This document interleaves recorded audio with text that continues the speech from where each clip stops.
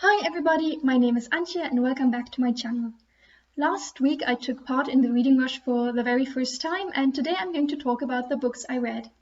In total, over these 7 days I read 4 books with over 800 pages, so that really is a lot for me.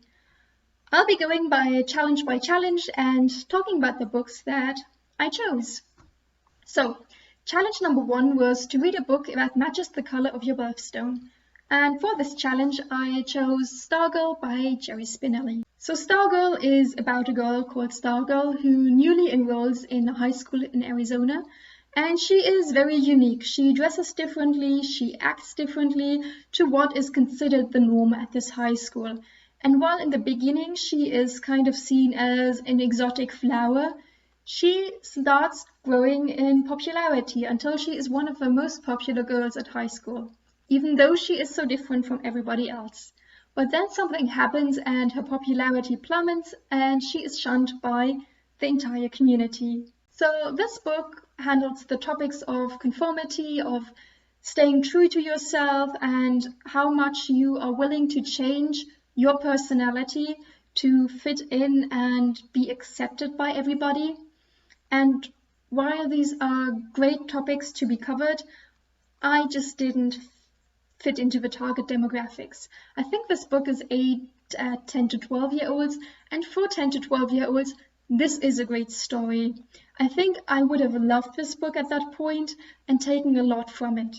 But where I am now in life, it's just not the right moment for such a book, or it's just too late, but that's not the book's fault.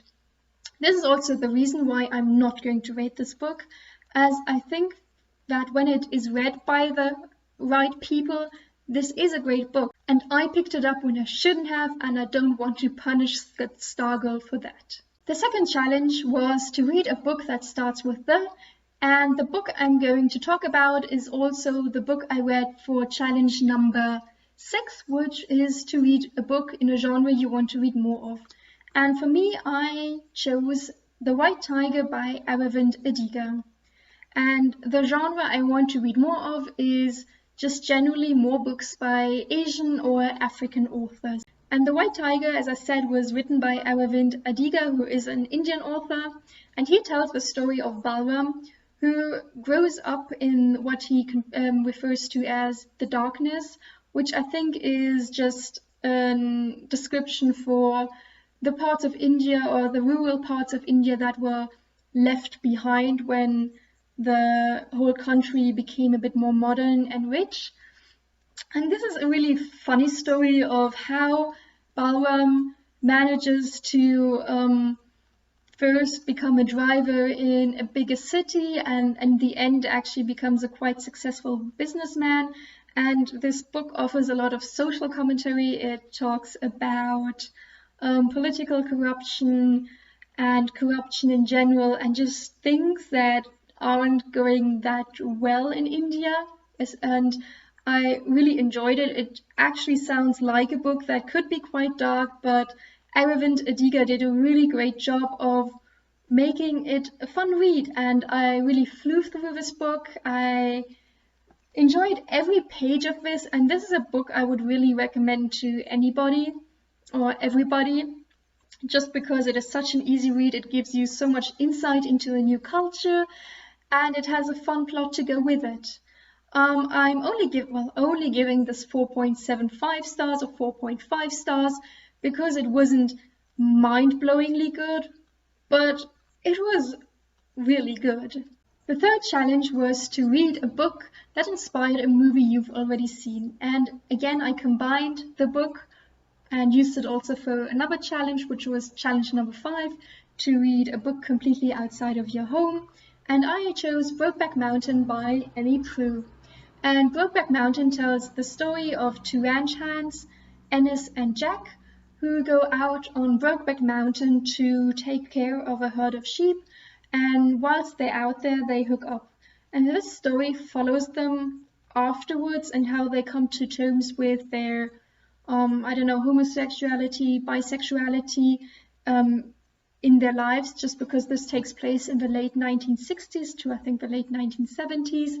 And that's just in a society that doesn't have room for that love men and how they kind of have formed their own families and get married and have kids, but at the same time they're still battling the love they developed on Brokeback Mountain. And I really liked this book. It was very emotional. I have the feeling that Annie Proulx really put a lot of thought in every single word, and she used in every single sentence she formulated. And I just wish that this story had been longer and more fleshed out, so that it would have been novel form, not in novella form.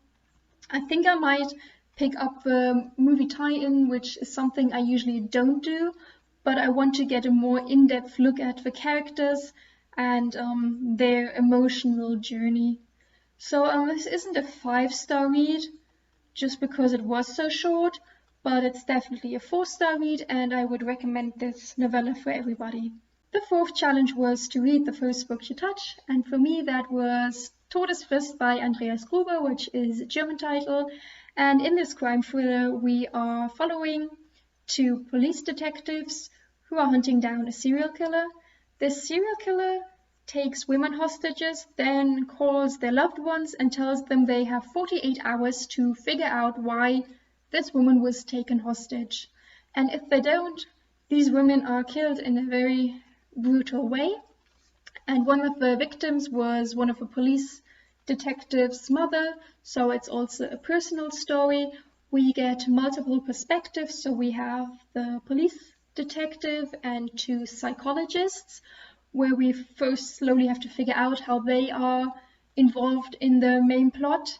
This was a solid read. It wasn't anything special. I even had the feeling I'd read this before for the first 100 pages or so. I didn't really like the ending. It didn't feel satisfactory to me, and it felt very rushed, which I didn't appreciate, but I didn't really expect more from this, so 3 stars is a good rating in this case. The 7th challenge was to read a book that takes place on a continent different than your own, and these 3 books all fit the description. This was the books I read for the Reading Rush Challenge 2020. I have to say that I'm very proud of myself that I managed to read so many books and especially so many pages. So that is really a huge accomplishment for me. But on the other hand, I felt a lot of pressure during this week. I felt like I had to read even when I actually didn't feel like it or when I had other things to do. So it was constantly in the back of my mind thinking, okay, you still have so many books to finish.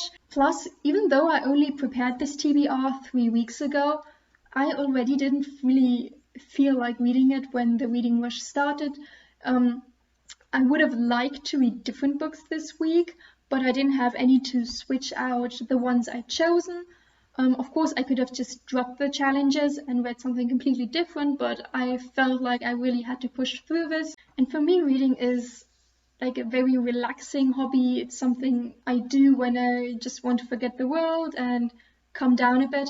And with the pressure to read as much as possible, plus sticking to my TBR, a lot of the fun got lost for me. So I think I won't be participating in any rushes in the future, or if I do, it would be something very spontaneous so that I don't fall out of love with my TBR.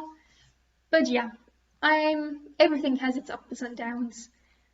Thank you so much for watching my video until the end. I post new videos every week. Feel free to leave me a comment and a like down below. And I'll see you next week. Bye!